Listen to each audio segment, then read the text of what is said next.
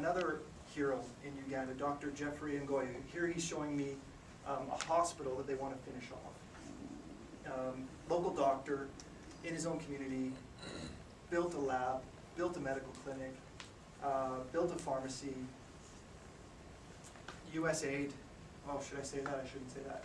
A big international NGO came in and they said, here, we'll give you $100,000, right? Sure, $100,000, one-year project. Sounds pretty good, $100,000. Until you get about 3/4 of the way through a project, and then they pull your funding, and you've got no other source to finish it off. So Jeffrey is telling me here that, you know what, Jay? We don't want anything that's not sustainable. We don't want anything that doesn't last. We don't want anything that's just a quick fix. Don't come here and give us $50 and do a project. Help us do the right thing. This hospital is the right thing. You know why? Because people that go to this hospital, you finish this hospital off, it serves the community, they pay a small fee, very small fee, that they can afford, that they're used to doing, and it sustains the hospital. And the hospital continues to function in that community, sustained by their own people. So what do they want help with? They want help with that. People know what they need. You know, if I went there, I'd probably say, oh, you need a water well, or you need to do some agriculture. They know what they need. This woman, remarkable story. He took me out to meet Elizabeth. Elizabeth is a grandma, was dying of HIV/AIDS, literally on death's door. Her kids had already died from HIV/AIDS, her grown children. He went out to visit her, decided to help her. Why her? I don't know. Started giving her ARVs, antiretroviral drugs to keep her alive. Comes back to full health. Brilliant. And then the kids that are now orphaned because their parents are dead, come to live with her because she can take care of them now. So you've heard of the grandmas in Africa? Well, here's a classic story. 5 kids, a grandma in Africa taking care of 5 kids. So how do we help this woman? How do we bring her along?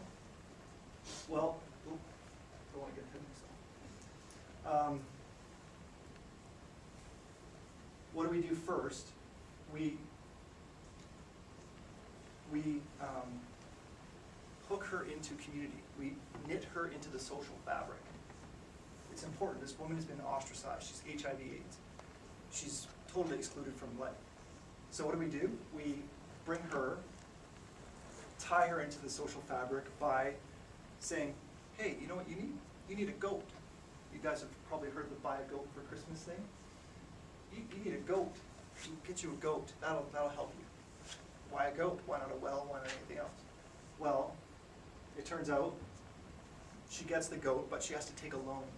She has to take a loan from a local trust bank in town, a women's group. I don't know if you guys have heard of trust banks before, but basically people form together in a community and they take on a loan together and promise each other's repayments, and then they can do stuff with it. Typically not able to get cash. When they join together, they're able to get small amounts of cash. So, yeah, you can have one. You can have, but you got to get some money. Where are you going to get money? Go to the local women's trust bank and talk to them and see if you can join their group. Smart plan. Suddenly she's socializing. Suddenly she's making friends. Suddenly she's got a goat that turns into 3 goats within a season. And then she's making a few dollars off of this because now she's actually had 4 goats and sold one of them.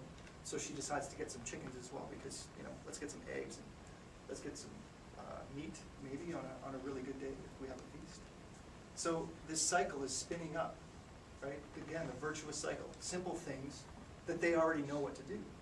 Here's the leader, Justine, of that microbank in the nearest community.